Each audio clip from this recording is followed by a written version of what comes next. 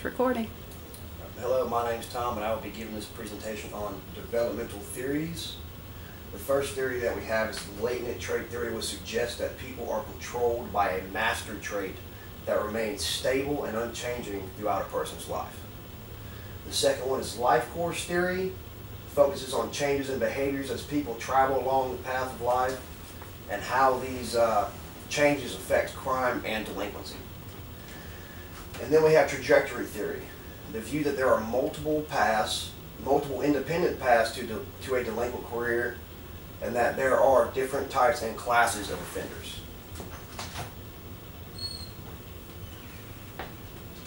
These two people, James Q. Wilson and Richard Herrenstein, came up with the idea that people's traits, such as their genetic makeup, intelligence, and body type, combined with social variables, influence people to choose delinquency.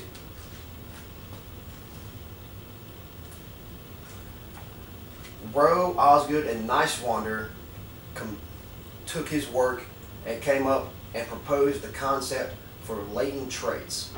Their model suggests that a person is born with or establishes a trait early on in life that gives a person an attribute which causes them to commit delinquent acts. So therefore, the people that commit these delinquent acts are born criminals and have no other choice, and that is just their path.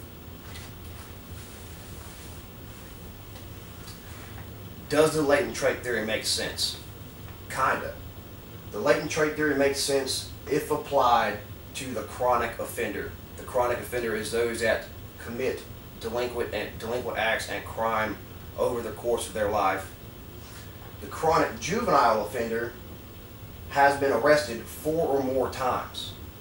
They are also believed to be responsible for a significant amount of all juvenile crime. And they are also known as the chronic 6%, the offenders that have been arrested 4 or more times, and it is also believed that they cannot change their path, that they are just criminals, and that's just the way it's going to be, and that they will keep committing crime and delinquent acts over the course of their life. Life course and trajectory theory I will talk about together because I believe they coincide with each other. They go hand in hand, in other words. Life course theory states that a delinquent behavior can be caused by individual characteristics and social experiences, and factors that cause this behavior change over the course of a lifetime. And it supports trajectory theory because trajectory theory states that there is more than one pathway to crime. So over a course of someone's life, there's more than one way or more than one avenue they can go down to start committing these delinquent acts through peer groups, bad family relationships, depression, substance abuse, whatever it may be. And that there are different types and classes of offenders, which means not all delinquents or all criminals start their career off in crime the same way. So, over time, one's individual characteristics and social environment may cause juveniles to choose a delinquent career which may or may not persist into adulthood. Meaning that as they grow older, they can stay on the path of crime, or there are things called turning points in life. Normally a career or marriage are the two big ones that will keep a child or a person from persisting in crime.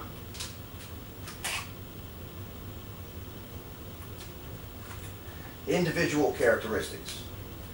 Mental disability, which can include ADHD, attention deficit hyperactive disorder, PBS, depression, or other chemical imbalances in the brain could cause children to seek out substances such as marijuana or alcohol so they can forget about their problems or just try to feel better. I don't understand it either. The big one is PBS, or problem behavior syndrome, which starts out at an early age, also known as early onset. Juveniles that suffer from this condition have attention problems, aggression issues, and it is associated with those youths who carry out a criminal career.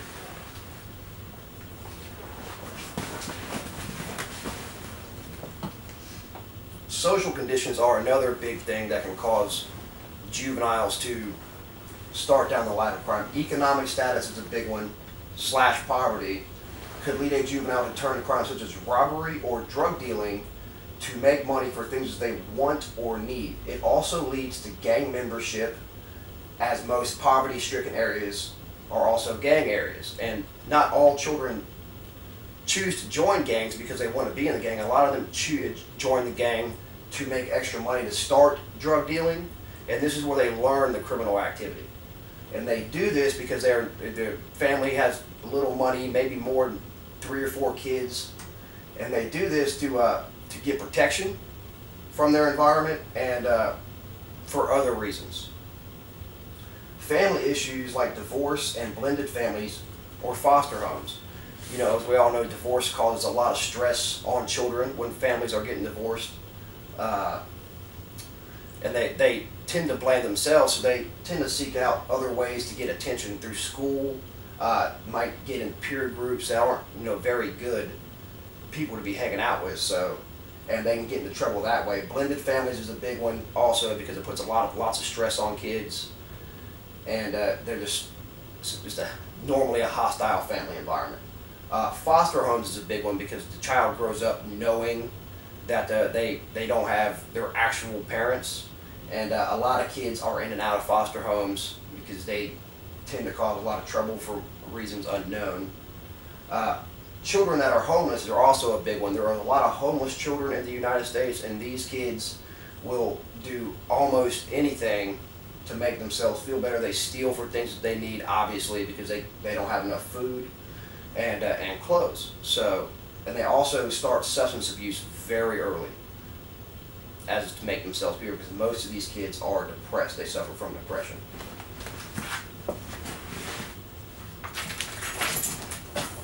What can be done? Well, to put a halt on delinquency, we as adults must put an emphasis on social institutions and put in place a better form of social control for juveniles, meaning we need better school conditions in poverty-stricken areas, as school is a huge social institution that keeps kids out of trouble. And because their schools are not funded enough, and they don't have good enough teachers, and their classroom sizes are normally too big, they tend to just, you know, they do what they want. They feel that the school is not supporting them enough, and they seek attention and, you know, places to fit in elsewhere besides school. Maintaining good family relationships is also a big one. Even if going through a divorce or a blended family, maintaining a good family relationship between the father and the mother of the child is huge, as they will seek out that attention somewhere else if they do not get it from the family. And we got to keep a close eye on our children and who they associate with, meaning their peer groups. We cannot allow our children to run around and, you know, hang out with the wrong type of kids. They get bad influences, and they learn criminal activities from them, maybe to fit in. Maybe they have to go get into fights to feel like they fit in with their peer group, or do drugs, which is another way to go down a pathway to delinquency.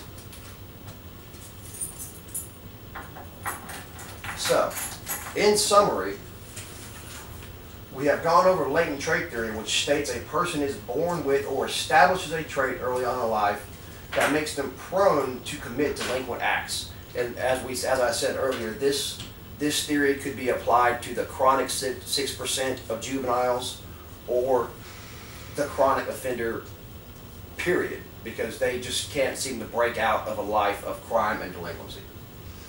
The trajectory theory and the life course theory coincide with each other, as I said earlier, because there is more than one pathway to delinquency, and our life circumstances are changing every day, which may open up a pathway or a path to delinquency some other way. The family could get divorced, something could happen, anything, kid can be diagnosed with a mental disability, anything could happen here.